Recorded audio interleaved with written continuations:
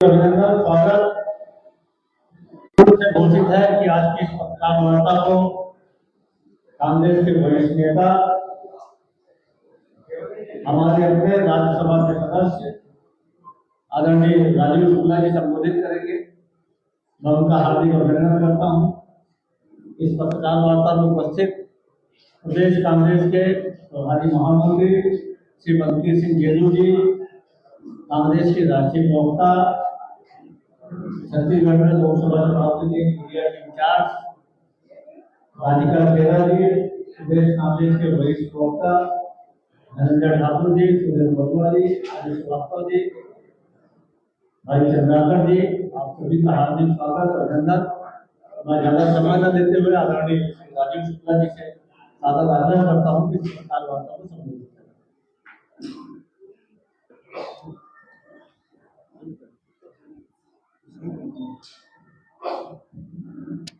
आवाज आ रही? धन्यवाद मित्रों, मैं आप लोगों का स्वागत करता हूं इस प्रेस वार्ता में। और आपको पता है कि लोकसभा के चुनाव चल रहे हैं। पहले चरण का मतदान पूरा हो गया 102 सीटों का, और जो 102 सीटों पे खबरें आई हैं उस सब जगह से ही खबर है कि इंडिया गठबंधन जो है वो बहुत आगे है भारतीय जनता पार्टी के मुकाबले, और उसकी वजह से भाजपा का नेतृत्व, भाजपा के नेता बहुत घबराए हुए हैं।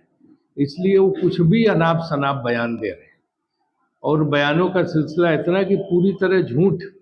अगर आप जो है कांग्रेस पार्टी का घोषणा पत्र देखें तो उसमें कहीं भी जिक्र तक नहीं है मुस्लिम तुष्टीकरण, क्या हिंदू मुसलमान शब्द तक नहीं है। लेकिन हमारे आदरणीय प्रधानमंत्री जी कल वहां पे बोले कि कांग्रेस जो है ये कर रही है, उन्होंने इसका मुद्दा उठाया बिल्कुल, जबकि कहीं घोषणा पत्र में जिक्र ही नहीं है। और दूसरी जो इम्पोर्टेंट चीज है वो ये है कि महिलाओं का की संपत्ति, उनके जेवर, उनका जो है ये लिया जाएगा, ये कहीं जिक्र ही नहीं है। मतलब जो घोषणा पत्र में है नहीं हमारे, उसको भी भाजपा का अगर शीर्ष नेतृत्व, भाजपा के नेता जो उसकी गलत बयानी करके उसको पेश कर रहे हैं, बिल्कुल कहीं कोई जिक्र तक नहीं है, तो इसकी मैं कड़े शब्दों में निंदा करता हूँ। सबके सामने वो घोषणा पत्र है जिसको हम लोग जो है मैनिफेस्टो बोलते हैं, एकदम स्पष्ट है। कांग्रेस की जातों का कहीं कोई जिक्र ही नहीं।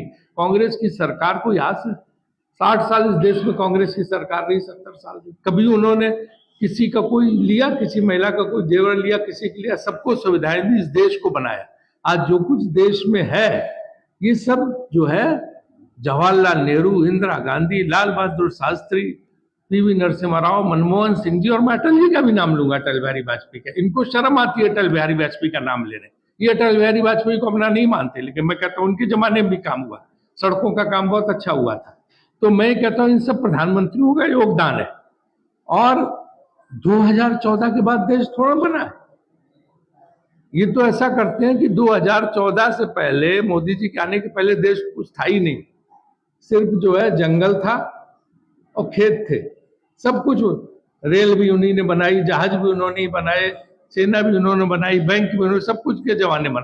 तो ऐसा माहौल बना दिया मीडिया के जरिए कि जो ये असत्य का प्रचार है, झूठ जो फैलाया हो, तो मैं कड़े शब्दों में इस तरह की बयानबाजी का निंदा करता हूं, क्योंकि आज उनके राष्ट्रीय अध्यक्ष नड्डा जी ने भी इस तरह की गलत बयानबाजी की।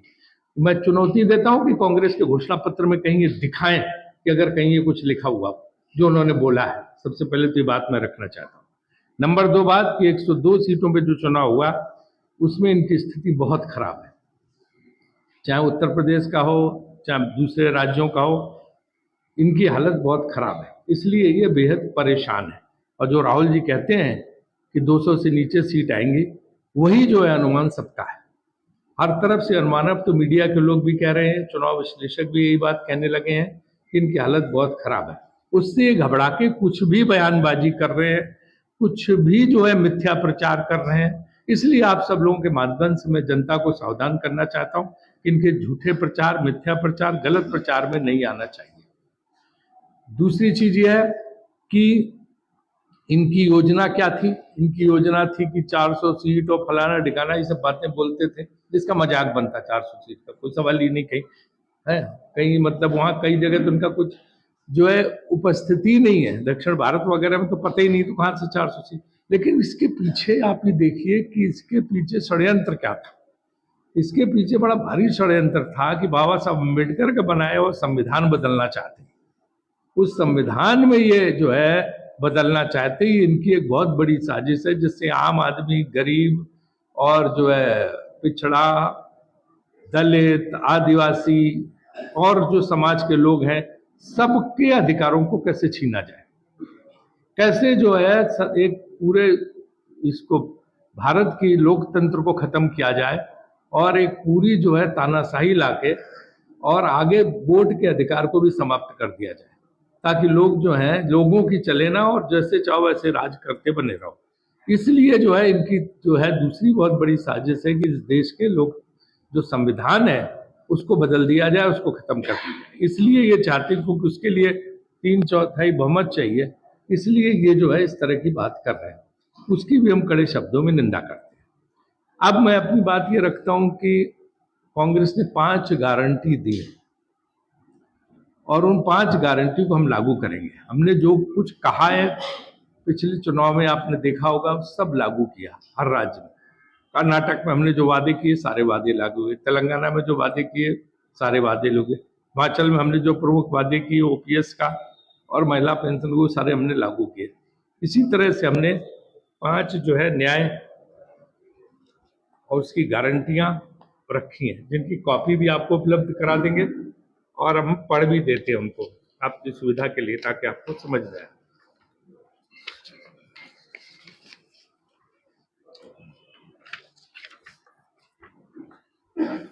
युवा न्याय, युवाओं के लिए हम 30 लाख युवाओं को नौकरी देंगे और पेपर लीक का जो हर भाजपा जहां सरकार है राज्यों में, वहां जो पेपर लीक हो रहा, घोटाला हो रहा है युवाओं के साथ, उससे हम मुक्ति दिलाएंगे, उसको कानून बना के पूरी तरह से खत्म करेंगे। 25 साल तक के डिग्री या डिप्लोमा होल्डर को साल में 1 लाख रुपए की अप्रेंटिसशिप देंगे हर युवा को। 5,000 करोड़ का नया स्टार्टअप फंड लागू होगा। अगर कोई युवा अपना व्यापार करना चाहे तो उस 5,000 करोड़ का स्टार्टअप फंड होगा, उससे पैसा लेके अपना व्यापार शुरू कर सकता है। अग्निवीर योजना बंद कर देंगे, इसने हमारी सेना को चौपट कर दिया। इस योजना ने सेना के लोग भी दुखी है, युवा बहुत निराश हताश, उतनी मेहनत तरक्की करता है उसे 4 साल में निकालने की बात कर रहे हैं। अग्निवीर योजना को बंद कर देंगे और पुरानी भर्ती जैसे सेना में होती थी उस भर्ती को हम लागू करेंगे। महिलाओं के लिए केंद्र सरकार की नई नौकरी में 50% महिलाओं का आरक्षण होगा। 50% महिलाओं को हम केंद्र सरकार की नई नौकरियों में लेंगे अगर हमारी सरकार बनती है इंडिया गठबंधन की। गरीब परिवार की एक महिला को हर साल 1 लाख रुपए दिए जाएंगे। गरीब परिवार की हर महिला को एक साल जो है हर साल 1 लाख रुपए दिए जाएंगे। कामकाजी महिलाओं के लिए दुगने हॉस्टल खोले जाएंगे, ताकि जो महिला हैं जिनके पास वो घर नहीं और वो नौकरी कर रही हैं तो उनके लिए दुगने हॉस्टल बनाए जाएंगे। जिस सावित्रीबाई फुले महाराष्ट्र में जिस तरह से है हॉस्टल, उसी तर्ज पे हर पंचायत में एक अधिकार सहेली की नियुक्ति होगी। ASHA, mid day meal, anganwadi workers को ज्यादा तनख्वाहें मिलेगी, उनके वेतन में बढ़ोतरी की जाएगी।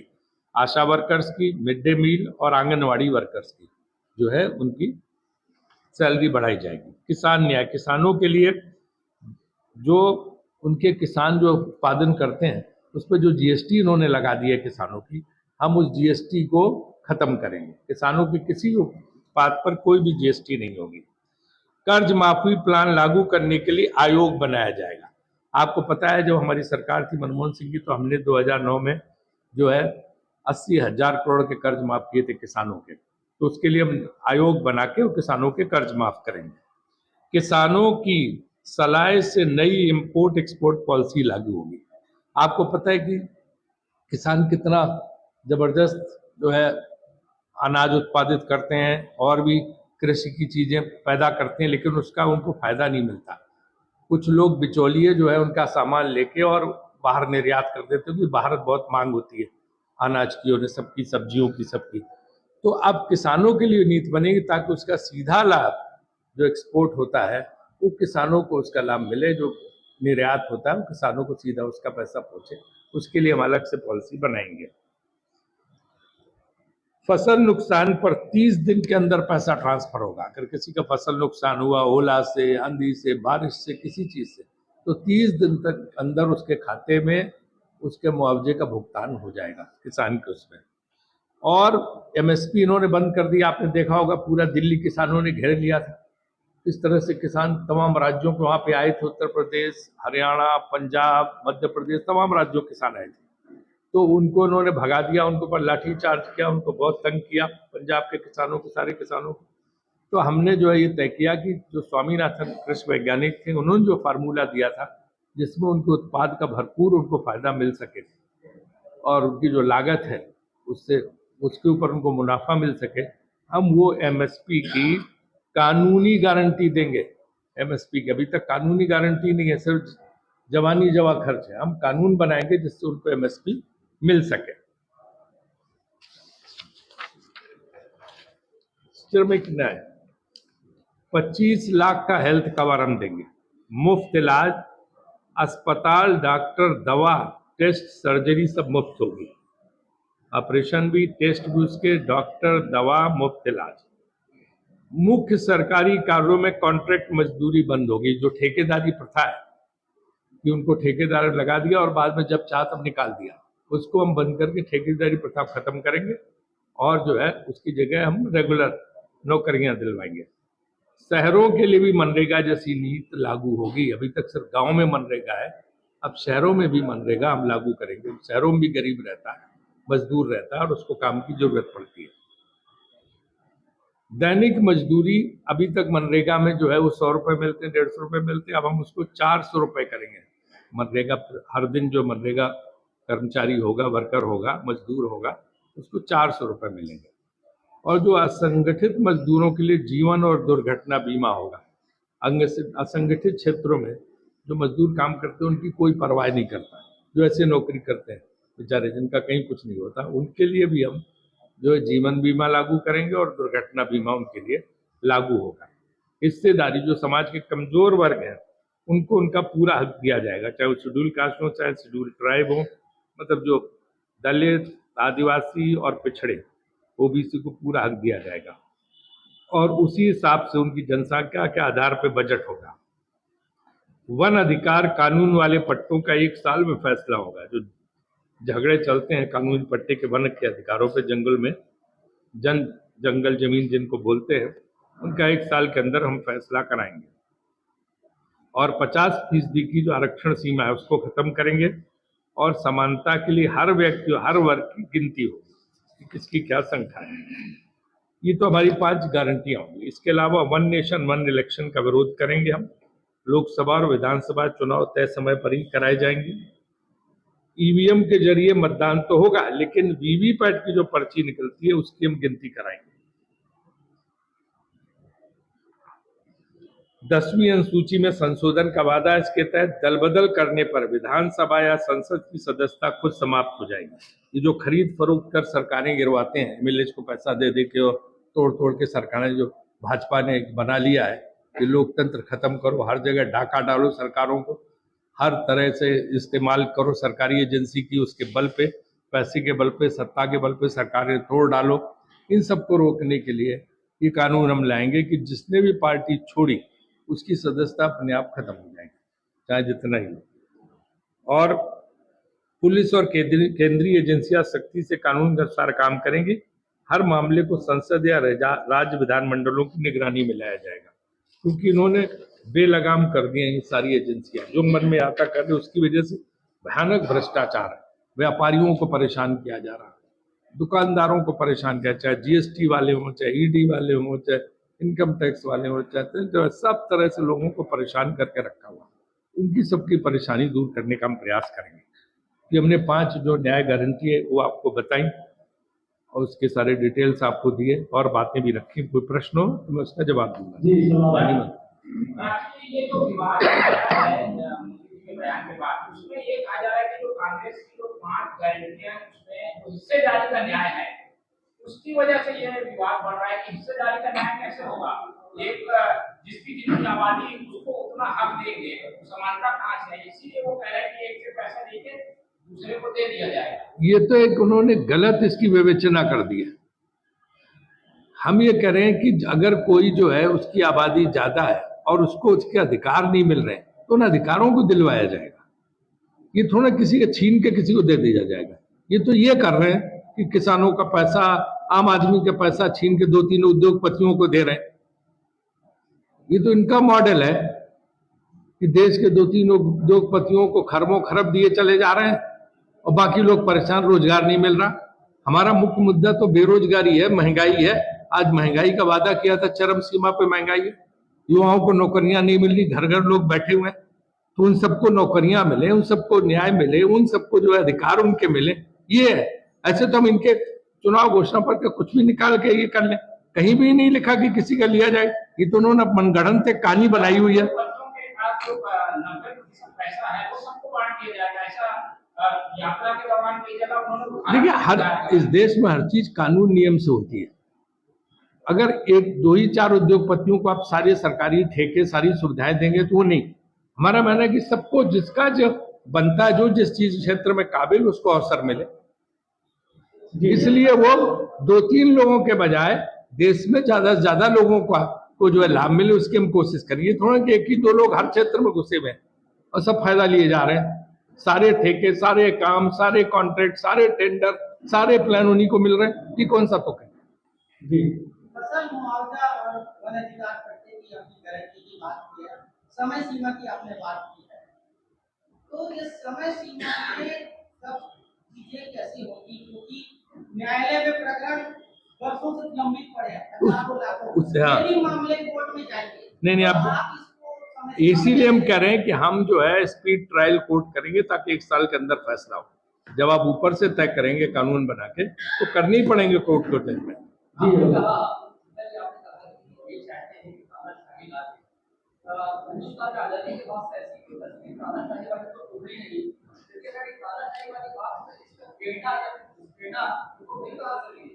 आपने देखा होगा कि पिछले 10 साल में क्या माहौल चल रहा है। एक तरह की तानाशाही चल रही है पूरे देश में। हर आदमी महसूस करता है, किसी को कुछ बताने की जरूरत नहीं। अफसर जब चाहे तब जिसको पकड़ लें, जिसके खिलाफ जो कार्रवाई कर दें, जिसको जो नोटिस दे दें।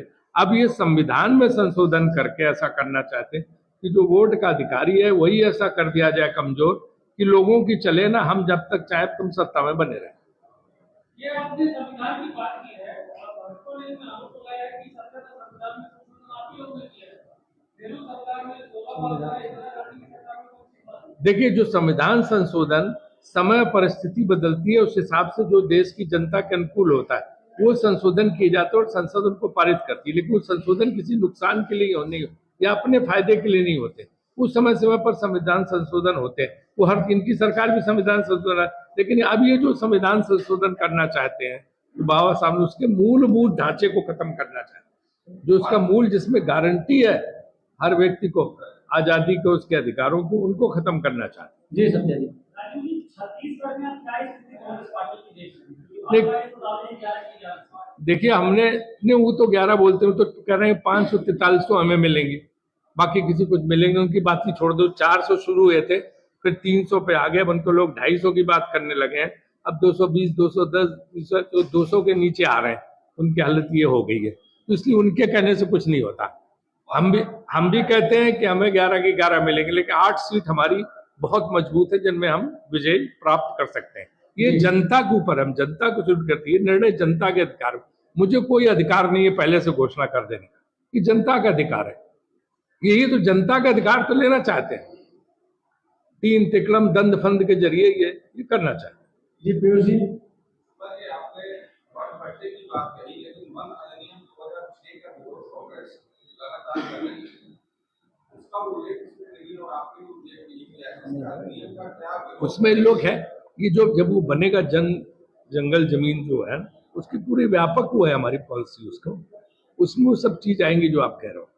जी कन्हैया कुमार कांग्रेस के एक नेता है, उनका एक बयान आया, उन्होंने बोला कि मेरे पिता यदि गृह मंत्री होते तो मैं भी बीसीसीआई का अध्यक्ष हूँ। आप बीसीसीआई के वाइस प्रेसिडेंट बीसीसीआई, क्या ये संभव है? इस तरह होता है? नहीं उसमें बात नहीं। हम मैं क्रिकेट पे कोई सवाल नहीं लेता हूँ जब राजनीतिक प्रेस कॉन्फ्रेंस में जाता हूँ। ये एक सवाल है मेरा। आप भाजपा ने पिछले दिनों पोस्टर जारी किया पूर्व राज्यसभा सांसद का जो कांग्रेस से है लापता होने का, बोलते हैं पहले चरण का चुनाव में संपन्न हो गया लेकिन अभी तक नजर नहीं आया। आरोप लगाया कि सांसद निधि का पैसा कहां जा रहा है, कहां खर्च हो रहा है। देखिए जो विधानसभा चुनाव हुए, मैं यहाँ था, लगातार आपसे भी मिला था, प्रेस कॉन्फ्रेंस भी की थी। जहां तक मेरा अपना सवाल है, संसद में सबसे आप मुद्दे छत्तीसगढ़ के मैंने उठाए, चाहे यहाँ एयरपोर्ट बनने की बात हो, चाहे अंतर्राष्ट्रीय एयरपोर्ट बनने की बात, चाहे रेल की बात हो, जितने मुद्दे, चाहे किसानों की बात हो, फसल की बात हो, आप संसद में निकाल के दो। हर उसमें मैं हर सत्र में छत्तीसगढ़ के बारे में लगातार यही तो संसद की भूमिका होती है। यहाँ के खाली बैठ जाओ तो नहीं होती है। अगर कोई गायब है, पोस्टर निकालने चाहिए उन्हें अपने लोकसभा सांसदों के, जो नहीं निकाल रहे हैं वो। हर जगह जो उनके लोकसभा सांसद गायब रहे। जब बघेल साहब मीटिंग करते राजनांदगांव तो पूछते आपका एमपी 5 साल में आया, पूरी भीड़ उठा के कहती नहीं। उन्हें पोस्टर अपने सांसदों के निकालने चाहिए, इसलिए कईयों के टिकट उन्हें काटने पड़े। तो वो सांसद तो भाजपा के गायब हैं, वो दूसरे को क्या पूछ रहे हैं। मैं तो हर चुनाव में आता, बीच बीच में आता हूँ, हर मुद्दा उठाता हूँ छत्तीसगढ़ का। और हमारे वो दीपक बैज ने रिकॉर्ड 403 सवाल पूछे लोकसभा में। एक दूसरी सांसद है महिला, उन्होंने जो है 300 प्रश्न पूछे। हम लोग तो लगातार उठा ही रहे छत्तीसगढ़ के मुद्दे। और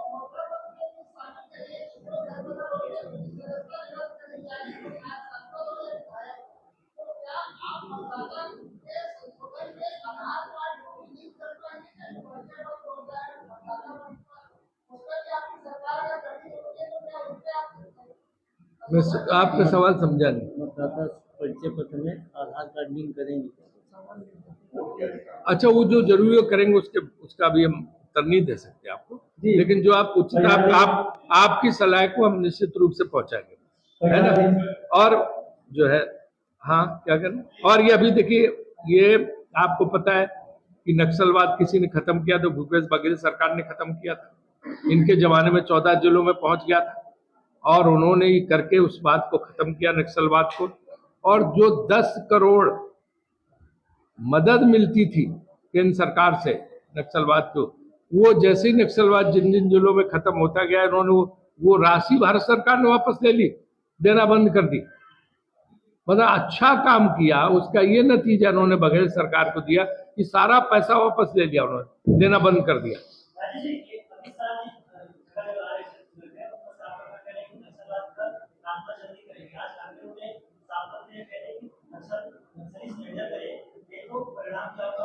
देखिए, नक्सलवाद जो खत्म करे अच्छी बात है, लेकिन इतिहास उनका क्या, अभी तक उन्होंने क्या किया। 14 जिलों तक नक्सलवाद भाजपा सरकार में गया, 3 इलाकों में होता था 14 जिलों में रमन सिंह सरकार के जमाने में। कांग्रेस की क्या बात, कांग्रेस ने तो कुर्बानी दी है। हमारा तो जो शीर्ष सर्वोच्च नेतृत्व था छत्तीसगढ़ का, वो शहीद हो गया नक्सलियों के आगे। इनका क्या, इनका तो कुछ नहीं हुआ। तो इन्होंने तो बढ़ाया नक्सलवाद। चुनाव में भाषण कोई कुछ भी दे, उससे क्या फर्क पड़ता है। तो आप करके दिखाओ ना। सर एक सवाल है कि बीजेपी ने प्रेस कॉन्फ्रेंस किया था, आपके दौरे को लेकर कुछ देर पहले एक प्रवक्ता कह रहे हैं कि हमारे कहने पर आप 2 लापता सांसद आ रहे हैं, तो कह रहे हैं कि 1 लापता सांसद आ गए, 2 लापता सांसद कब आएंगे। देखो, इनकी यही ट्रिक है कि पर्चा निकालो, पोस्टर निकालो, अपने निकालो ना लोकसभा सांसदों के। वो कहाँ रहे, हम तो बराबर रहे। आपने भी देखा, मैंने विधानसभा में प्रेस कॉन्फ्रेंस की, तमाम जिलों में मैं गया। हम तो बराबर यहाँ पे आओ, छत्तीसगढ़ के मुद्दे उठाते रहते हैं। लापता तो इनके सांसद, अभी लोकसभा के लापता है, वो अपने क्षेत्र में नहीं गए। उनके बोलो कि पोस्टर निकाले, हम भी उनको पोस्टर निकलवाने में मदद करेंगे, हमसे जानकारी ले लें।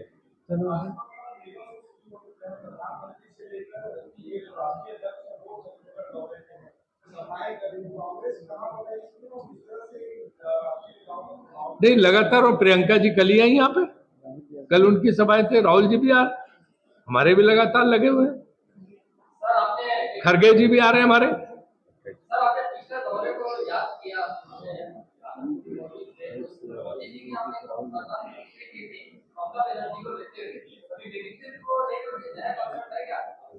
नहीं, वो मिमिक्री तो उन्होंने ही की थी, अगर याद हो आपको, तो उन्होंने मिमिक्री की थी।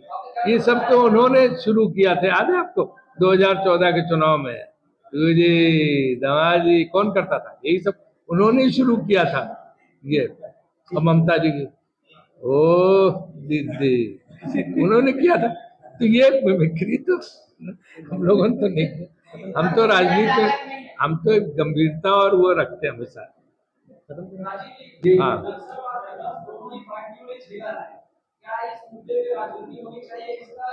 नहीं बिल्कुल राजनीति नहीं होनी चाहिए। मैं तो कहता हूँ कि जो है जितनी प्रदेश में शांति रहेगी उतनी अच्छी बात है, जितनी हिंसा नहीं होगी उतनी अच्छी बात। और कांग्रेस ने करके दिखाया और उसका दंश कांग्रेस ने झेला है। कांग्रेस का आप तो जानते हो, पुराने आदमी आके किस तरह से कांग्रेस के नेतृत्व में मारा गया था और इनके जमाने में 14 जिलों में फैल गया था और भूपेश बघेल सरकार ने उसको खत्म किया। धन्यवाद, थैंक यू, आभार आपका।